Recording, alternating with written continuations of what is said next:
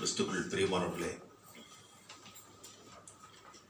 நம்முடைய பிதாவாகிய கடவுளிடமிருந்தும் ஆண்டவராகிய இயேசு கிறிஸ்துவிடமிருந்தும் அனைவருக்கும் கிருபையும் சமாதானம் உண்டாவதாக. ஆமென். கிறிஸ்து வருகையின் 3ஆம் ஞாயிறாகிய இந்த நாளிலே கடவுளுடைய வார்த்தையை தியானிக்க தெரிந்து கொள்ளப்பட்ட வேத பகுதி. இந்த நாளிலே நாம் வாசிக்க கேட்ட பழைய ஏற்பாட்டின் பகுதி ஏசாயா தீர்க்க தரிசன புஸ்தகம் 61ஆம் அதிகாரம் வசனங்கள் 1 முதல் 4 வரையும், அதனைத் தொடர்ந்து 8 முதல் 11 வரை இருக்கின்ற பகுதியை நாம் ஏற்கனவே வாசிக்க கேட்டிருக்கிறோம். ஆகவே ஆண்டவரை நோக்கி நாம் வேண்டுதல் செய்து செய்திக்கு நாம் கடந்து செல்வோம். துதிகளின் மத்தியிலே வாசமா இருக்கிற எங்கள் பரிசுத்தமுள்ள திரியேக கடவுளே, உம்மாலே இந்த உலகத்தில் நாங்கள் வாழ்ந்து கொண்டிருக்கிறோம். சுவாமி, உம்முடைய வார்த்தையின் மூலமாக எங்களை நீர் மீட்டெடுத்ததற்காக, வாழ்விழந்து கிடந்த எங்களுக்கு வாழ்வு நீர் கொடுத்து, ஆண்டவரே, வழி தவறி போன எங்களை நீர் உம்முடைய வழியில சேர்த்து கொள்ள, எங்களை நீர் தேடி வந்ததற்காக, மேசியாவாக, கிறிஸ்துவாக, இரட்சகராக இந்த உலகத்தில் எங்களை நீர் தேடி வந்து எங்களுக்கு வாழ்வு கொடுத்ததற்காக நன்றி செலுத்துகிறோம்.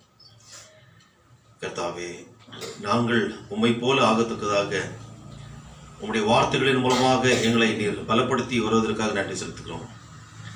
உம்முடைய வார்த்தை நித்தியம், நீர் நித்தியமானவர், உம்முடைய ராஜ்யம் நித்தியமானது. அநித்தியமான உலகத்தில் வாழ்ந்து கொண்டிருக்கின்ற நாங்களும் ஆண்டவரே அநித்தியர்கள்.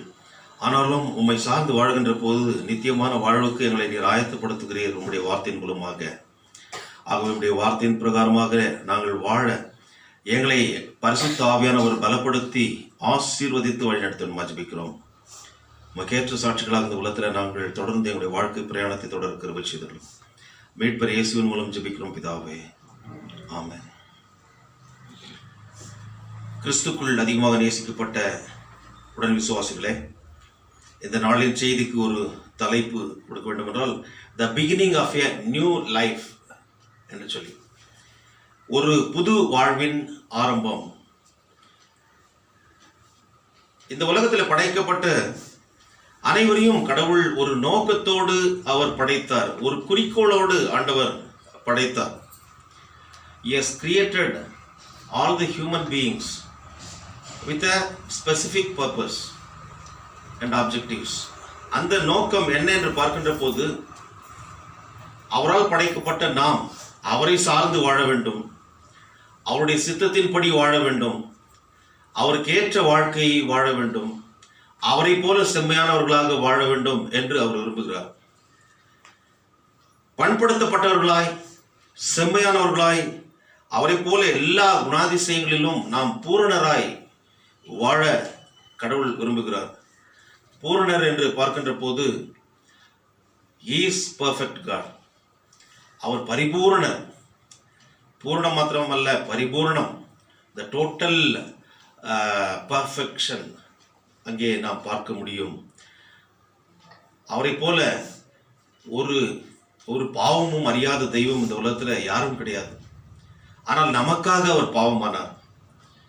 நம்முடைய பாவத்திலிருந்து நம்மை விடுவித்துக் கொள்ள நம்ம எல்லாருக்காக அவர் ஒரே பலியாக சிலுவையிலே அவர் தன்னை ஒப்பு கொடுத்தார். அவராலே நாம் வாழ்ந்து கொண்டிருக்கிறோம். கிறிஸ்துக்குள் பிரியமானவர்களே, கடவுள் நம்மை இந்த உலகத்தில் படைத்த போது ஆதியாகமம் 1:26, 27, 28 பார்க்கின்ற போது அங்கே மிக அழகான ஒரு காரியத்தை நாம் பார்க்கிறோம். ஆதியாகமம் 1:27, 26 28, பின்பு தேவன் நமது சாயலாகவும் நமது ரூபத்தின் படியையும் மனுஷனை உண்டாக்குவோமாக, அவர்கள் சமுத்திரத்தின் மச்சங்களையும் ஆகாயத்து பறவைகளையும் மிருக ஜீவன்களையும் பூமி அனைத்தையும் பூமியின் மேல் ஊறும் சகல பிராணிகளையும் ஆள கடவர்கள் என்றார். தேவன் தம்முடைய சாயலாக மனுஷனை சிருஷ்டித்தார், அவனை தேவ சாயலாகவே சிருஷ்டித்தார், ஆணும் பெண்ணுமாக அவர்களை சிருஷ்டித்தார். பின்பு தேவன் அவளை நோக்கி, நீங்கள் பலுகி பெருகி பூமியை நிரப்பி அதை கீழ்ப்படுத்தி சமுத்திரத்தின் மச்சங்களையும் ஆகாயத்து பறவைகளையும் பூமியின் மேல் நடமாடுகிற சகல ஜீவ ஜந்துக்களையும் ஆண்டு கொள்ளுங்கள் என்று சொல்லி தேவன் அவர்களை ஆசீர்வதித்தார். So God created human beings according to his own image and likeness. அவருடைய சாயலாகவும் அவருடைய ரூபத்தின்படியையும் நம்மை படைத்தார்.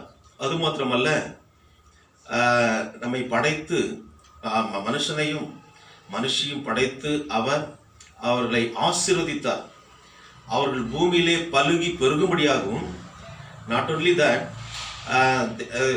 he has blessed them to multiply and to fill the earth, and also he appointed them as crown of all his creations.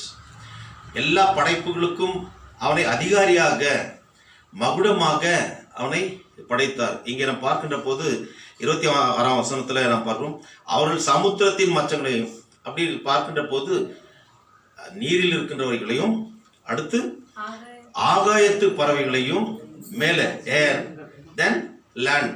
So air, water, C எல்லாவற்றையும் அவர் cover பண்ணுறார். So he has appointed a man or a human being as the creator, the crown of all his creations. மகுடமாக அவனை படைக்கிற ஒரு அதிகாரியாக படைத்து அதை ஆண்டு கொள்ளும்படியாகவும், அதிலே அவன் பலுகி பெருகி பூமி நிரப்பும்படியாகவும் அவனை ஆசீர்வதித்தார். அங்கே பார்க்கின்ற போது அங்கே 2 வார்த்தைகளை, முக்கியமான வார்த்தையை பார்க்கிறோம். அவர் அதனை ஆண்டு கொள்ளும்படியாக. So he will have to take dominion over all his creations and to subdue it. Subdue it என்று பார்க்கணும், to preserve it. அவன் ஆண்டு கொள்ள வேண்டும் என்று சொல்லுகின்ற போது அந்த அதிகாரத்தை கொடுக்கிறார். அந்த அதிகாரத்தை அவன் துஷ்பிரயோகப்படுத்தல்ல, மற்ற படைப்புகளோடு சேர்ந்து அவன் வாழ வேண்டும். அதாவது கடவுள் நம்மை படைத்தார், அதே போல நாம் படைக்கின்ற மக்களாக இருக்க வேண்டுமே தவிர அழிக்கிறவர்களாக இருக்கக்கூடாது. So we should be the pro-creator like our God. அழிக்கிறவர்களாக அல்ல, உருவாக்குகிறவர்களாக. Because we are considered as the God's representatives. அவர் படைத்த அவைகளை, இன்றைக்கு இருக்கின்ற என்வாயன்மெண்ட் அண்ட் எக்காலஜி, இந்த டோட்டல் எக்கோசிஸ்டம் பார்க்கின்ற போது இன்றைக்கு இது மிக மோசமான நிலைமையை சந்தித்திருக்கிறது என்றால், இல்லைங்களா? இன்றைக்கு அதாவது அந்த பூமி வெப்பமாகி இந்த ஓசோன் படலம் எல்லாம், வான மண்டலம் எல்லாம் இன்றைக்கு அந்த ஓசோன் டிப்ளீஷன் ஏற்பட்டு அந்த சூரிய வெளிச்சம் நேராக பட்டு மனுஷர் மேல் தோலிலே பல்வேறு விதமான நோய்கள் வருகின்ற நிலைமை. அந்த நேரடியாக வருகின்ற காரணம் எதற்காக என்று பார்க்கின்ற போது pollution, air pollution, water pollution, தண்ணீர் நாம் குடிக்கின்ற தண்ணீரிலே பொல்யூஷன் இருக்கிறது, அசுத்தம், நச்சு தன்மை கலந்திருக்கிறது.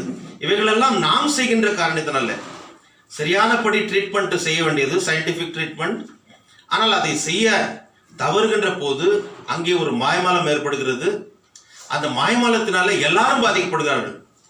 அவருடைய சுயநலத்தினால இன்றைக்கு இந்த வாட்டர் பொல்யூஷன், இன்றைக்கு எத்தனையோ இண்டஸ்ட்ரி தொழிற்சாலைகள் இருக்கிறது. அவைகளுக்கெல்லாம் அதாவது when they generate a particular product, thereby we can see the waste water also, effluent என்று சொல்வார்கள், trade effluent.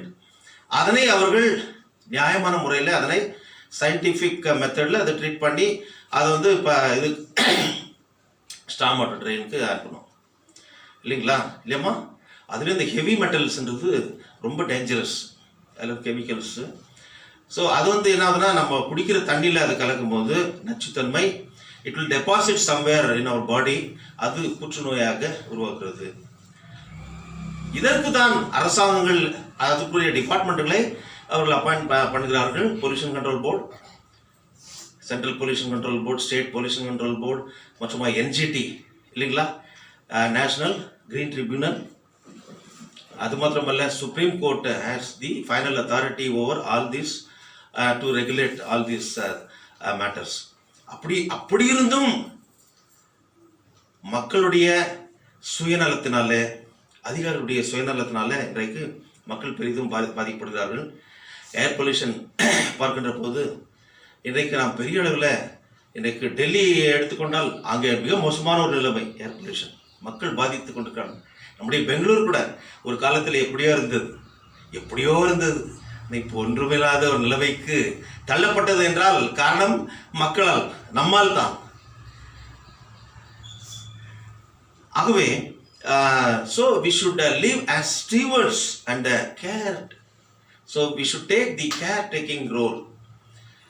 அதை பாதுகாக்கிறவர்களாக, அதற்கு எபிரேய வார்த்தையில சொல்லுகின்ற போது இந்த டொமினியன் அண்ட் சப்டியூ என்ற வார்த்தைக்கு, டொமினியனுக்கு ராதா என்று சொல்லி, ராதான்றது நல்ல தமிழ் வார்த்தை தானே, ஆனால் எபிரேய வார்த்தையில ராதா என்றால் take dominion, take control over, take rule over or rule over என்று சொல்லி அந்த அதிகாரத்தை கொடுக்கிறார்.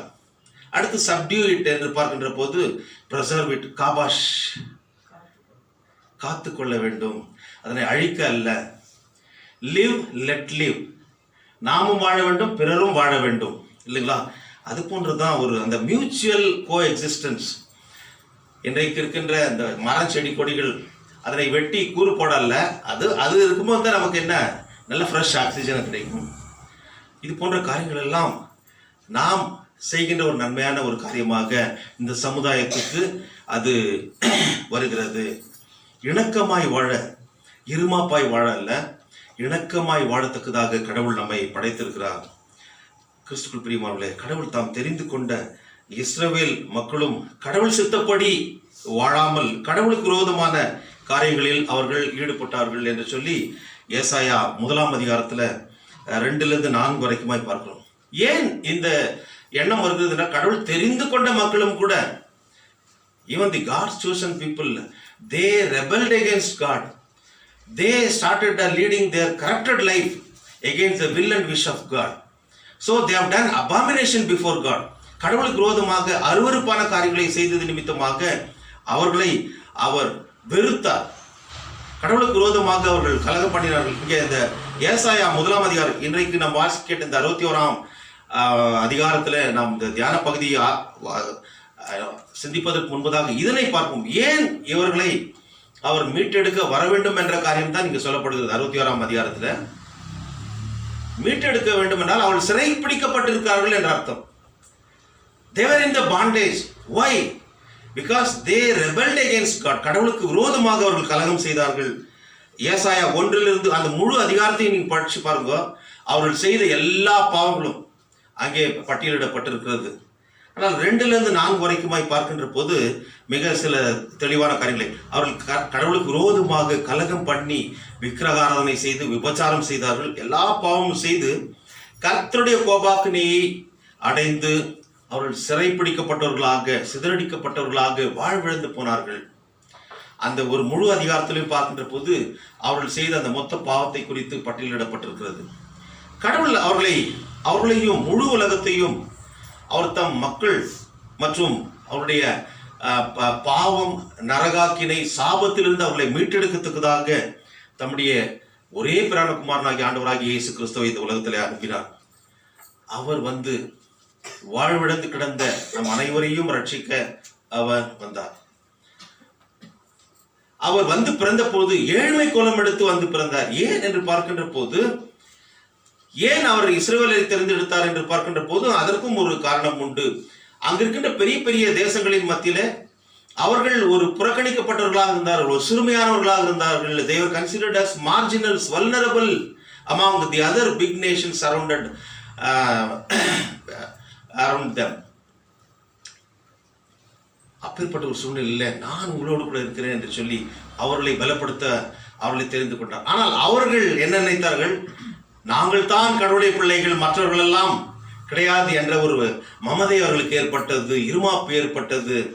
கடவுள் வாழ்ந்து ஒரு சாதனையாளர்களாக, ஒரு சாட்சிகளாக மற்ற மக்கள் மத்தியிலே அவர்கள் தங்களுடைய அந்த ஒரு சாட்சியுள்ள வாழ்க்கையை வாழ வேண்டும் என்று அவர் விரும்பினார். ஆனால் அவர்கள் செய்யவில்லை. அதன் நிமித்தமாக அவர் வேதனைப்பட்டு அவர்களுக்கு பாடம் கற்றுக் கொடுத்தார். அவர்கள் சிறைப்பிடிக்கப்பட்டார்கள், வாழ்விழந்தார்கள், சிதறடிக்கப்பட்டார்கள். ஆனால் மறுபடியும் கடவுளுடைய அந்த மாறாத மனதுருக்கம் அவர்களை ஒன்று கொண்டு வந்து சேர்த்தது. அதை தான் 1948ஆம் வருடம் மே 14 இஸ்ரவேலாக மறுபடியும் இஸ்ரேல் தேசத்தில் எல்லாரும் கூடி வந்தார்கள். உலகமெங்கும் 2000 வருஷங்களுக்கு முன்பதாக அவர்கள் சிதறடிக்கப்பட்டவர்கள். இயேசு ஆண்டவரை சிலுவையில் அறையும், இவனுடைய இரத்தப்பழி எங்கள் மேலும் எங்களுடைய பிள்ளைகள் மேல் வரட்டும் என்று சொன்னவர்கள் சிதறடிக்கப்பட்டார்கள். அந்த இரத்த பழி வந்தது.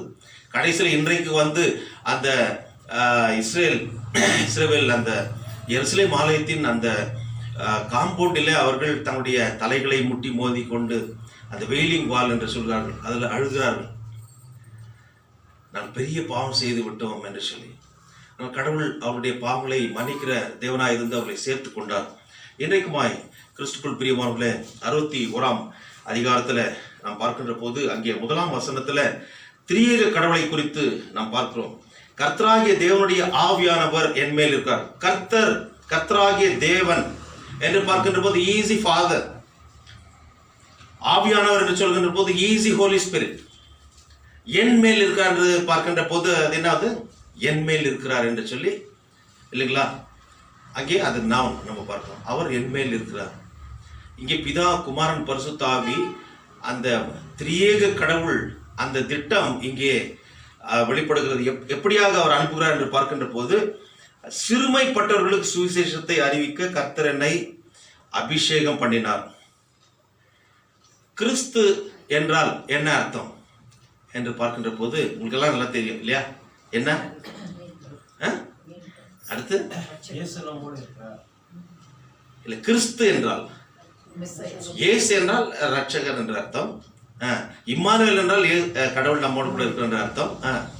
கிறிஸ்து என்றால் அர்த்தம்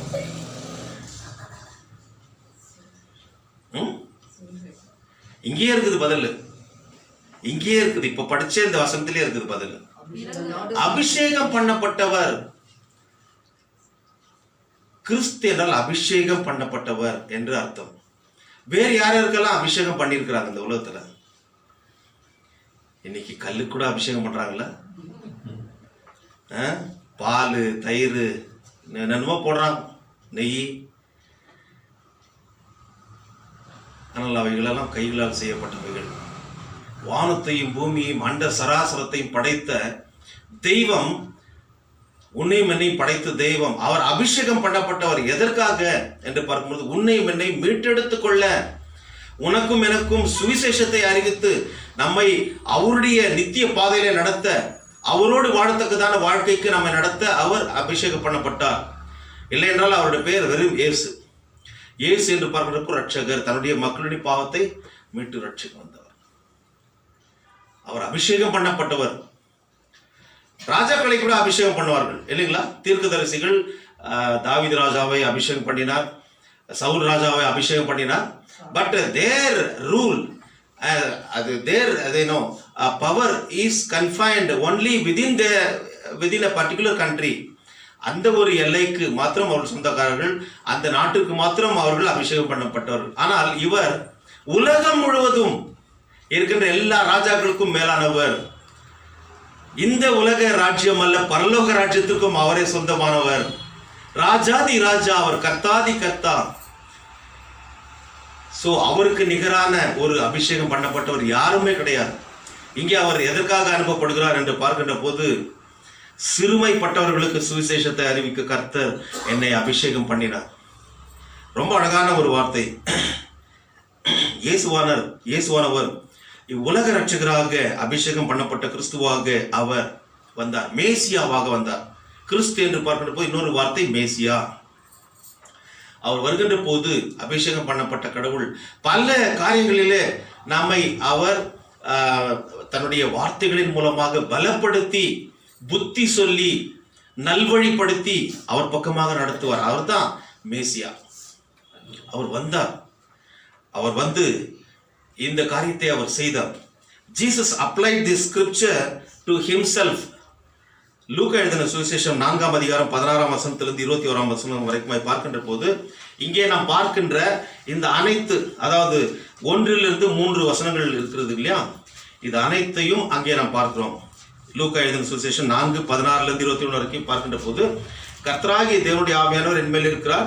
இந்த சொல்லப்பட்ட சிறுமைப்பட்டவர்களுக்கு சுவிசேஷத்தை அறிவிக்க கர்த்தர் என்னை அபிஷேகம் பண்ணினார். இருதயம் நொறுங்குண்டவர்களுக்கு காய கட்டுதலையும், சிறைப்பட்டவர்களுக்கு விடுதலையும், கட்டுண்டவர்களுக்கு கட்டவிழ்த்தலை கூறவும், கர்த்தருடைய அனுக்கிரக வருஷத்தையும் நம்முடைய தேவ நீதி சரி கட்டும் நாளை கூறவும், துயரப்பட்ட அனைவருக்கும் ஆறுதல் செய்யவும். அப்படியே அந்த 3வது வசனத்துல சியோனில் துயரப்பட்டவர், இந்த காரியங்கள் எல்லாம் செய்ய நான் வந்தேன் என்று சொல்லி அந்த வசனத்தில் அவர் சொல்லுகிறார் 21ஆம் வசனத்தில் இயேசு அவர்களோட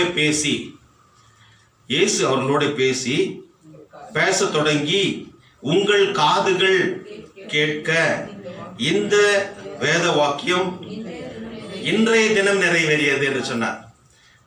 So that means so he proves that he has been sent to do all this redemption work, saving act என்று சொல்லலாம்.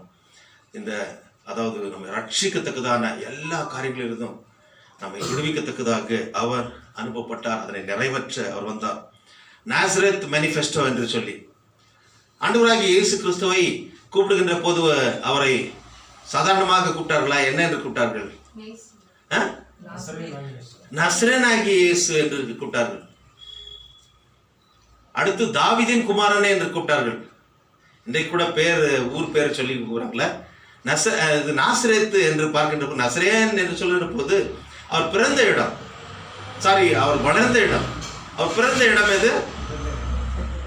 பெத்லேகேம் இயேசு என்று சொல்லவில்லை, நசரேனாகிய இயேசு என்று சொன்னார்கள். பெத்லேகேம் அது ஜூயிஷ் பெல்ட், அது யூதர்கள் அதிகமாக வாழ்கின்ற இடம். ஆனால் நாசரேத் அப்படி கிடையாது, அந்நியர்கள் யூதர்கள் எல்லாரும் வாழ்கின்ற இடம். ஆனால் அவர் அங்கே வளர்ந்தார், அங்கே அவர் சாட்சி பகர்ந்தார்.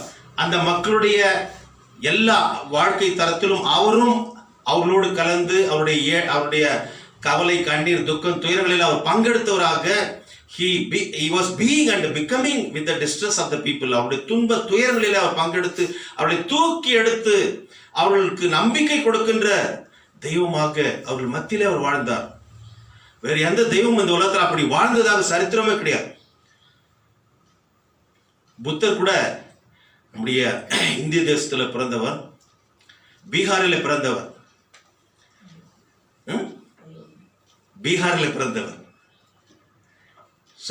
ஆனால் கடைசியில் அவருக்கு ஞானம் கிடைக்க வேண்டும் என்று சொல்லி தன்னுடைய மகனையும் விட்டு அவர் இரவு நேரத்தில் அவர் கடந்து சென்று விட்டார். ஆசையே துன்பத்திற்கு காரணம் என்று சொல்லி. கிறிஸ்துக்குள் பிரியமானவர்களே, ஆசையே துன்பத்திற்கு காரணம். ஆனால் நான் சொல்லுகிற ஒரு காரியம் என்ன என்றால், என்னை பொறுத்த வரைக்கும் ஆசை என்பது எல்லாருக்கும் தேவை, பேராசை என்பது தான் கூடாது. ஒரு வண்டி வாங்கினது ஒரு ஆசை இல்லையாமா, கிறிஸ்துமஸ்க்கு ஒரு புது துணி வாங்கினது ஒரு ஆசை, கொரோனா இருக்குது இது அதன் மத்தியிலையும் இல்லையா.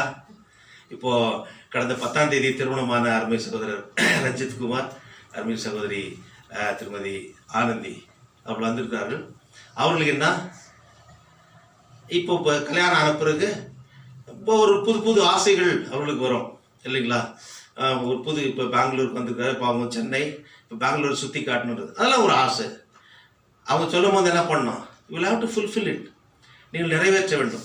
இது நியாயமான ஒரு ஆசை, கிறிஸ்துக்குள் பிரியமானவர்களே. ஆனால் ஆண்டவராகிய இயேசு கிறிஸ்து அதாவது அவரை சார்ந்து வாழத்தக்கதாக அவர் நம்மோடு வாழ்ந்தார். ஏழை எளிய மக்களுக்கு சுவிசேஷம் அறிவிக்க வந்தார். அதைத்தான் இங்கே நாம் பார்க்கிறோம்.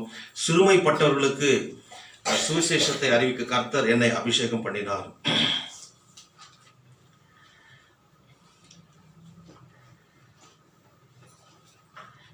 சிறுமைப்பட்டவர்களுக்கு சுவிசேஷம் அறிவிக்க என்று பார்க்கின்ற போது good news to the poor and oppressed. இந்த உலகத்தில் ஏழை எளிய மக்கள், ஒடுக்கப்பட்ட மக்கள், அதாவது போர் அண்ட் அப்ரெஸ்ட், அது சிறுமைப்பட்டவர்கள் என்றால் யார் என்று பார்க்கிற போது புறக்கணிக்கப்பட்ட மக்கள், எல்லா சூழ்நிலைகளிலும் நலிந்து போன ஒரு நிலைமையை அடைந்தவர்கள், நலிந்த நிலையில் மெலிந்த நிலையில் வாழ்விழந்து கிடக்கின்ற திக்கற்ற நிலைமையில் இருக்கின்றவர்களுக்கு வாழ்வு கொடுக்க தன்னுடைய வசனத்தின் மூலமாக வார்த்தையானவர் மாம்சமாகி கிருபையும் சத்தியம் நிறைந்தவராய் அவர்கள் மத்தியில் வாசம் செய்தார் என்பதை அவர் நிரூபித்தார், அவர் செய்து காட்டினார். சிலர் சொல்லுவாங்க அதை செய்ய மாட்டாங்க, உபதேசம் அது மற்றவர்களுக்கு தான், எனக்கு அல்ல என்று சொல்லி. ஆனால் இவர் செய்து காட்டினார். He is a great leader. He is not a manager. Manager என்று பார்க்கும்போது the art of management is getting the work done through others. ஆனால் இவர் மற்றவர்களையும் செய்ய வைத்து இவரும் செய்தார். He is a great leader. இவரை போன்ற ஒரு சிறந்த தலைவர் இந்த உலகத்தில் பார்க்கவே முடியாது.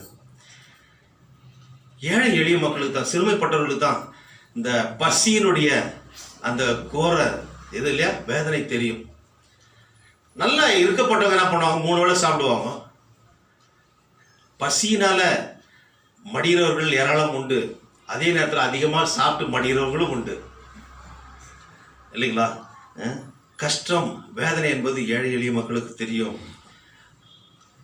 நோயின் வேதனை, ஒரு கிரானிக் டிசீஸ், ஒரு கொள்ளை வியாதி வந்துச்சுன்னா அதுக்குரிய ட்ரீட்மெண்ட் எடுக்க முடியாத ஒரு நிலைமையில அவர்கள் வேதனைப்படுகின்ற போது யார் அவர்களை ஆறுதல் படுத்த முடியும்?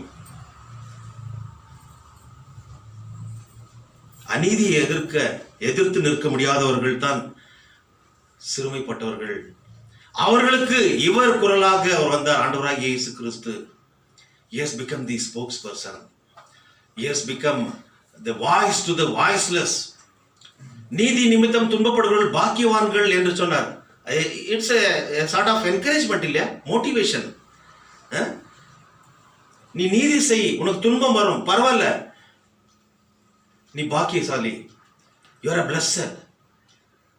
பரலோக ராஜ்யம் அப்பேற்பட்டவர்களுடையது என்று சொல்லி மத்திய எழுதின சுவிசேஷம் 5ஆம் அதிகாரத்தில் அந்த மலைப்பிரசங்கத்தில் அவர் சொல்கிறதை பார்க்கிறோம். ஸோ சிறுமைப்பட்டவர்கள், மனித உரிமையை பெற முடியாமல் தவிக்கிறவர்கள், so they may not receive the human rights available in the country or in this world. Torture, discrimination, marginalization போன்ற இந்த எல்லா காரியங்களையும் அனுபவிக்கின்ற அவர்களுக்கு சுவிசேஷம் அறிவிக்க அவர் வந்தார். செல்வ சீமான்களுக்கு கீழ்ப்பட்ட, அவர்கள் அடிமட்டத்தில் வாழ்கின்ற ஒரு அடிமைப்பட்ட ஒரு வாழ்க்கை வாழ்கிறவர்கள், உரிமை இழந்து கைக்கூலிகளாய் வாழ்விழந்தும் அதிகார வர்க்கத்தின் முன் அலைக்கழிக்கப்பட்ட ஒரு வாழ்க்கை வாழ்கிறவர்கள் தான் நம்முடைய தேசத்திலே நாம் ஏராளமான மக்களை பார்க்க முடியும்.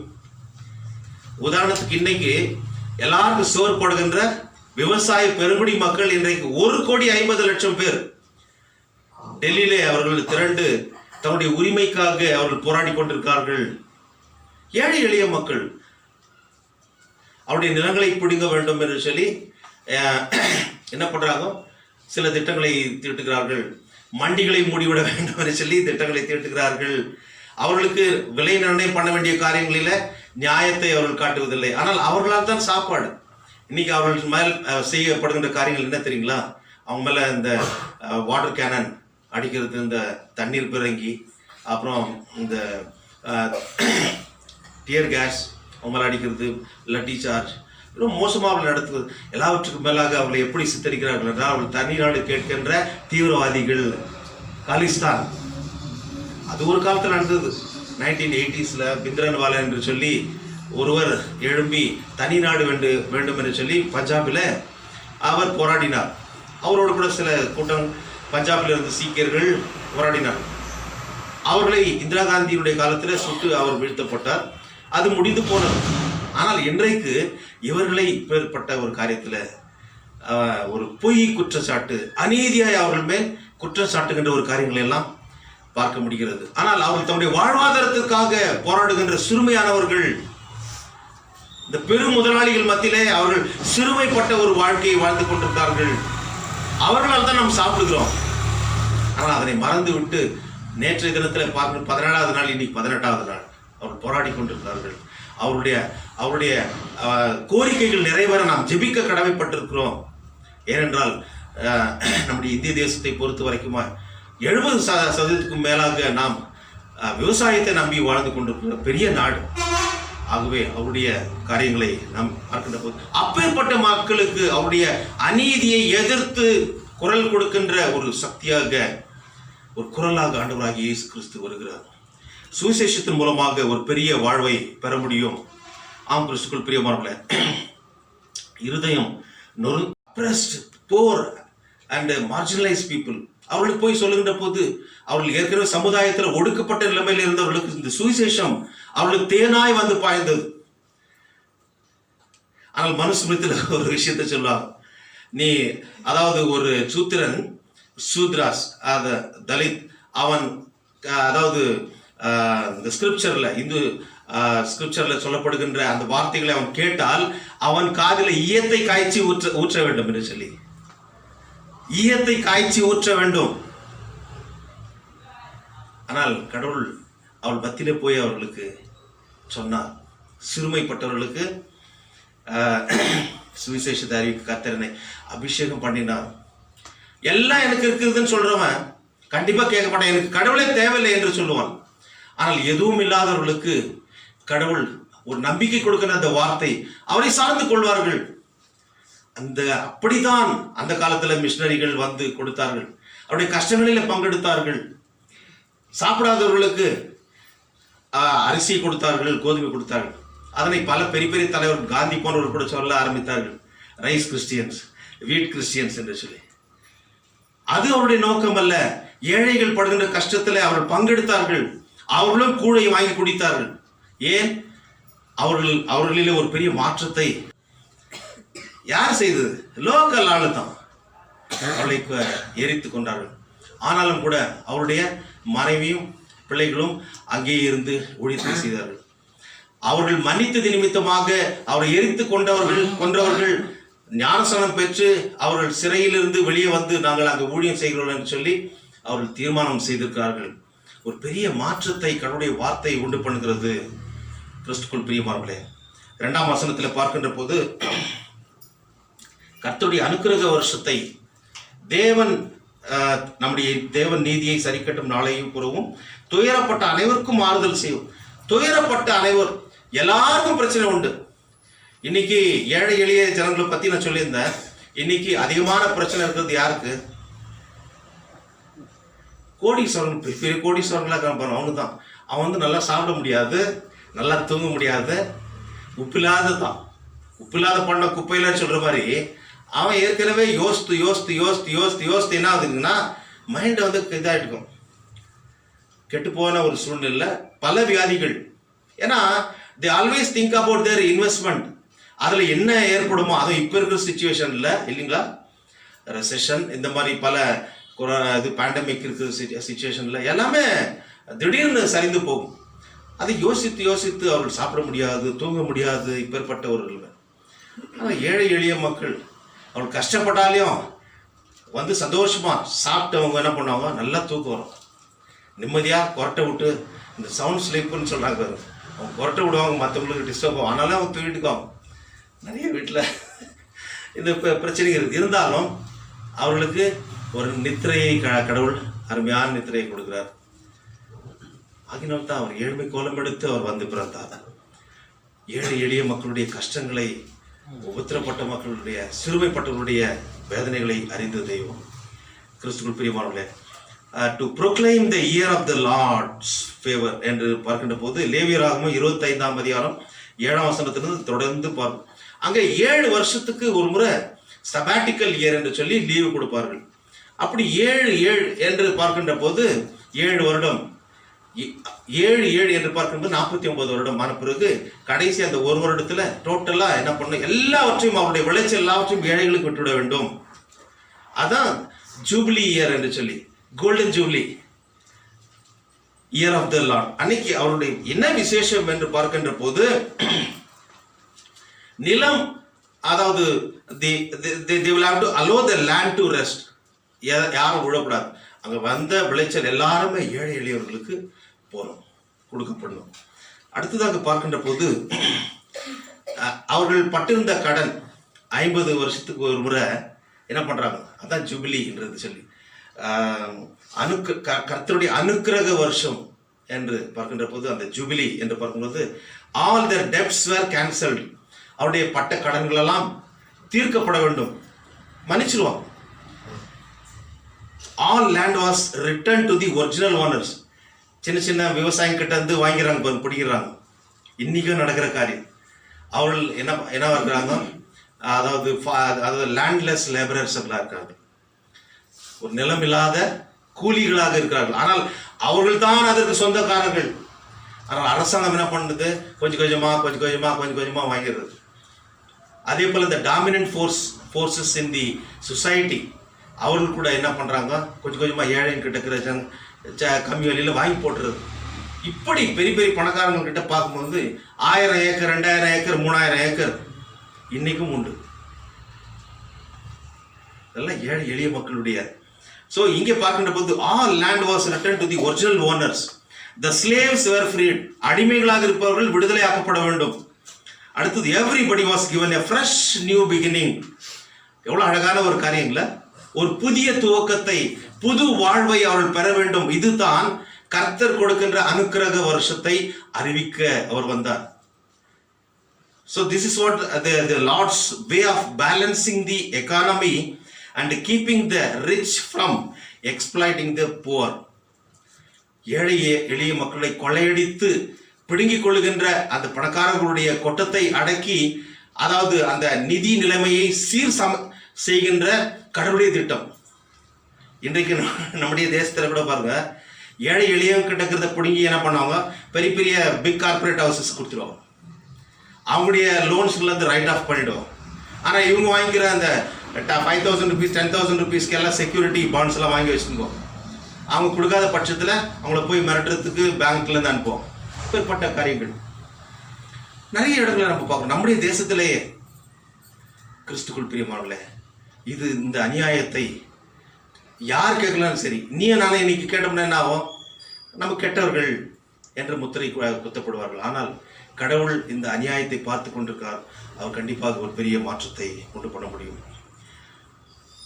கிறிஸ்துக்குள் பிரியமானவர்களே, இப்பேற்பட்ட அநீதியிலிருந்து ஆண்டவரால் மீட்டெடுக்கப்பட்டவர்களாக அன்றைக்கு இஸ்ரவேலர்கள் இருந்தார். இன்றைக்கு நாம் இருக்கிறோம். நம்முடைய நோக்கம் என்ன என்று பார்க்கின்ற போது, இந்த ஆண்டவரை அறிவிக்க வேண்டும். யோவான் ஸ்நானகன் இன்றைக்கு நாம் வாசி கேட்ட சுவிசேஷ வாக்கியத்தில் பார்க்கின்ற போது, யோவான் எழுதின சுவிசேஷம் 1ஆம் அதிகாரத்தில் அவர் தேவனால் அனுப்பப்பட்ட ஒரு மனுஷன் இருந்தார். So John the Baptist was sent by God.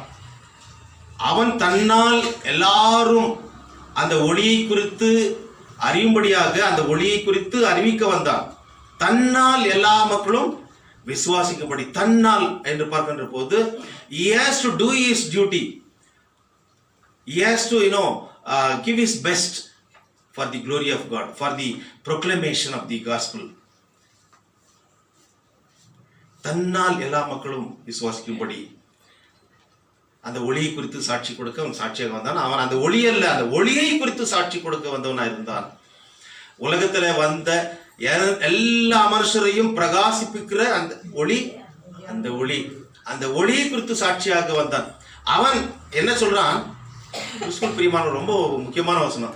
அவன் யார் என்று சொல்லி அந்த தொடர்ச்சியான அந்த வசனத்தில் பார்க்கின்ற போது 8லேருந்து 11 16லேருந்து 24 வரைக்கும் 19லேருந்து 28 வரைக்கும் பார்க்கின்ற போது இந்த யூதர்கள் அனுப்பி அந்த 19 வசனம் படிங்க. எருசலேமிலிருந்து யூதர்கள் ஆசாரியரையும் லேவியரையும் யோவானிடத்தில் அனுப்பி, நீர் யார் என்று கேட்டபொழுது, அங்கே அவர்கள் கேட்கிறார்கள், நீ யார் அப்படின்னு கேட்கும்போது, நீ எலியாவான்? இல்ல. நீ தீர்க்கதரிசியா என்று கேட்கும்போது, நான் தீர்க்கதரிசி. அப்ப நீ யார் தாப்பான்னு சொல்லும் போது அந்த அடுத்த வசனம் சொல்றாரு, நான் வனாந்திரத்திலே கூப்பிடுகிறவனுடைய சத்தம் என்று சொல்லி, நான் ஒன்றும் இல்லை என்று சொல்கிறார். ஆனால் ஆண்டவராகிய இயேசு கிறிஸ்து அவரை குறித்து சொல்லுகின்ற போது அவர் அதாவது ஸ்திரீகளுக்குள்ளே, லூக்கா எழுதின சுவிசேஷம் 28 பார்க்கும்போது ஸ்திரீகளிலே பிறந்தவர்களில் யோவான் ஸ்நானனை பார்க்கலும் பெரிய தீர்க்கதரிசி ஒருவரும் இல்லை என்று ஆண்டவராகிய இயேசு கிறிஸ்து சொல்றார். ஆனா இவர் என்ன சொல்றாரு, நான் எலியாவும் இல்லை, தீர்க்கதரிசியும் இல்லை, நான் வனாந்திரத்தில் கூப்பிடுகிறவனுடைய ஒரு சத்தம், காட்டுல வனாந்திரத்துல வில்டர்னஸ்ல கூப்பிடுற ஒரு சத்தம்னா அது யாரும் கேட்க மாட்டார்கள். நான் ஒன்றுமில்லை, ஐ ஜீரோ என்று சொல்லி அவர் சொல்கிறார். இன்றைக்கு கடவுளுடைய ஊழியத்தை செய்கிறவர்கள் நிறைய பேர் என்ன பண்றாங்க, ஒன்றுமில்லைன்னா கூட சரி அப்போஸ்தலன் போட்டுக்குவாங்க, ப்ராஃபெட்னு போட்டுக்குவாங்க, ரைட் ரெவரண்ட்னு போட்டுக்குவாங்க, இல்லைங்களா? நிறைய பேருடைய காரியங்கள் இன்றைக்கு பொய்த்து போயிருக்கிறது. பிஷப் என்று இது போட்டுக்கொள்வார்கள், கார்டினல் சொல்லி. ஆனா நிறைய பேர் இன்னைக்கு நடந்து கொண்டிருக்கின்ற காரியம், அதாவது உண்மையாக அதற்கென்று நியமிக்கப்பட்ட அதற்குரிய தகுதி பெற்றோர்கள் அந்த காரியங்களில் வரட்டும். சிலர் ஒண்ணுமே செய்திருக்க மாட்டான், ஒரு பேசிக் குவாலிஃபிகேஷன் கூட இருக்காது. இதெல்லாம் இன்றைக்கு விற்கப்படுகின்ற ஒரு நிலைமைக்கு ஆயிட்டு. இன்றைக்கு இந்த அரசாங்கத்தின் அதாவது அநீதியை தவறு என்று சொல்லுகின்ற போது எங்கே இன்கம் டாக்ஸ் வந்து அவங்கள மாட்டிக்குவாங்களோ, உங்களைத்தான் கடவுள் தெரிந்து கொண்டிருக்கிறார் என்று தைரியமாக சொல்லுகிறார்கள். ஊழியத்தில் பல கோடிகளை பெற்றிருக்கிறவர்கள், அது பெருசு இல்லை. உண்மையாக வாழறதுக்கு தான் உன்னை தெரிந்து கொண்டிருக்கிறார். இருளில் உள்ள மக்களுக்கு வெளிச்சமாகத்தான் உன்னை தெரிந்து கொண்டிருக்கிறார். அந்த வெளிச்சத்தை குறித்து சாட்சி கொடுக்கத்தான் உன்னை தெரிந்து கொண்டிருக்கிறார். உன்னையும் என்னை கிறிஸ்துக்குள் பிரியமான நிறைய பேர் செய்கிறாங்க. இன்றைக்கு நடந்து கொண்டிருக்கின்ற அநீதியையும் அவர்கள் பராமல் நீங்கள் தான் கடவுளால் தெரிந்து கொண்டப்பட்டவர்கள் என்று சொல்கிற போது அவங்களுக்கு இன்கம் டாக்ஸ் வராது, வேற எந்த ரெய்டும் வராது. they will be protected. ஆனால் கடவுள் உங்களை கைவிட்டு விடுவார். கடவுளுக்காக கடைசி வரைக்குமாய் வாழ்கின்ற போதுதான் இன்றைக்கு அந்த ப்ராஸ்பரிட்டி காஸ்பல் இன்றைக்கு மக்களை அவர்களை மயக்கத்திலே மயக்கி அவர்களை வேறு திசையிலே சென்று கொண்டிருக்கிறது. அநேக மக்கள் ஊழியக்காரர்கள் இன்றைக்கு இப்படிப்பட்ட ஒரு காரியத்தை செய்து கொண்டிருக்கிறார்கள். இயேசு கிறிஸ்து வந்து சிறுமைப்பட்டவர்களுக்கு அறிவித்தார். இன்றைக்கு பல கிராமங்கள் இது அதாவது சிட்டியில் நாம் பார்க்குறோம் இல்லைங்களா, சர்ச்சஸுக்கு போய் கிராம ஊழியம் செய்யறதுக்கு அனுப்புறதில்ல. அறியப்படாத இடங்களிலே சுவிசேஷத்தை அறிவிக்க மிஷனரிமார்களை அனுப்புவது கிடையாது. கேஜிஎஃப்ல நான் பார்த்த ஒரு சின்ன இடத்துல 300 சர்ச்சுக்கு மேலே இருக்கு. என்ன மோசம் கரெக்டு தானே? அந்த இடத்த விட்டு போவே மாட்டாங்க. யாரை கேட்டாலும் பாஸ்டர்ன்றாங்க. இயேசு கிறிஸ்து சிறுமைப்பட்டவர்களுக்கு சுவிசேஷத்தை அறிவிக்க அபிஷேகம் பண்ணப்பட்டார். இன்றைக்கு நம்முடைய தேசம் ஏன் இன்னும் சந்திக்கப்படவில்லை என்றால், அவரால் தெரிந்து கொள்ளப்பட்டவர்கள் சரியாக அவருடைய ஊழியத்தை செய்யாதது நிமித்தமாக இன்றைக்கு இந்த வேதனை இருக்கிறது. ஆகவே கிறிஸ்துக்குள் பிரியமானவர்களே, இன்றைக்கு வாசிக்க கேட்ட சங்கீதத்தில் சொல்லியிருக்கிற அந்த வசனத்தை வாசித்து நாம் முடிப்போம். சங்கீதம் 126 என்னுடைய சிறையிருப்பை மாற்றும் கர்த்தாவே, என்னுடைய சிறையிருப்பை மாற்றும். 126:5 பார்க்கணும். கண்ணீரோடு விதைக்கிறவர்கள் கம்பீரத்தோட இருப்பார்கள். அந்த விதையை சுமந்து எடுத்துன்னு போறவன் வேதனையோடு எடுத்துன்னு போவான். எல்லாம் தூர வரைக்கும் அது ரொம்ப வெயிட்டா இருக்கும். ஆனால் அது தூவி அது வளர்ந்து அறுவடை செய்த பிறகு கம்பீரத்தோடு சந்தோஷத்தோடு அவன் அந்த அரிகளை கட்டுகளை அறுத்து அவன் கொண்டு வருவான். அவ்வளவு சந்தோஷமான காரியம் தெரியுங்களா அது? அதே போலத்தான் பிரசங்கி 11:2 பார்க்கிறோம். 11:1 உன் ஆகாரத்தை தண்ணீர் மேல் போடு, அநேக நாட்களுக்கு பிறகு அதன் பலனை காண்பாய். அன்றைக்கு சுவிசேஷ விதையை விதைத்தது நிமித்தமாக இன்றைக்கு கடவுளுடைய பிள்ளைகளாக நாம் அமர்ந்து கொண்டிருக்கிறோம். நாம் எப்பொழுது விதைப்போம்? நாம் எப்பொழுது அழிந்து கொண்டிருக்கின்ற ஆத்துமாக்களுக்காக ஜெபிப்போம்? இன்னும் நாம் செய்யவில்லை என்றால் நாம் சுயநலவாதிகளாக இருக்கிறோம். கடவுள் அதை விரும்புவது கிடையாது. நம்மிடத்தில் இருப்பதை நாம் பங்கிட்டு கொடுக்க வேண்டும் என்று சொல்லி சொல்கிறார். பிரசங்கி 11:2 7 பேருக்கும் 8 பேருக்கும் பங்கிட்டு கொடு. பூமியின் மேல் என்ன நேரிடுமோ, என்ன ஆபத்து நேரிடுமோ என்று உனக்கு தெரியாது. நாளைக்கு என்ன நடக்கும்? பெரிய பெரியவங்கெல்லாம் இன்னைக்கு போயிட்டாங்க. 2500 கோடி ஒரு இது சிட்டிங், அது எம்பி, எல்லா வசதியும் இருக்குது. 2500 கோடி. நிறைய அட்வர்டைஸ்மெண்ட் வரும் டிவியில் பாருங்க. I don't want to tell his name. தமிழ்நாட்டில் இறந்துட்டார், கன்னியாகுமரியில். 2500 கோடி இருக்குது. அவர் மரித்த பிறகும் இன்றைக்கு டெய்லி அவருக்கு அட்வர்டைஸ்மெண்ட் இல்லாமல் இல்லை. ஆனாலும் கூட நாளைக்கு என்ன ஏற்படும் என்று நமக்கு தெரியாது. உன்னிடத்தில் இருக்கிறத பங்கிட்டு கொடு. கடவுள் பிராக்டிக்கலாக நாம் செய்ய வேண்டிய காரியத்தை நமக்கு போதிக்கிறார். ஆகவே இந்த காரியத்தை எல்லாம் மனதில் கொண்டு கடவுளுக்கு ஏற்ற ஒரு பிள்ளைகளாக அவரை போல நாமும் அறிவிக்க, அவருடைய வருகைக்கென்று நாமும் ஆயத்தப்பட்டு மற்றவர்களையும் ஆயத்தப்படுத்த பரிசுத்தாவினர் தாமே நம்மை பலப்படுத்தி ஆசீர்வதித்து வழிநடத்துவராக. ஆமென். லாபத்துக்கு மேலான தெய்வீக சமாதானம் நம்முடைய இருதயங்களையும் சிந்தனைகளையும் கிறிஸ்து இயேசுக்குள்ளாக நம்மை பலப்படுத்தி காப்பாராக. ஆமென்.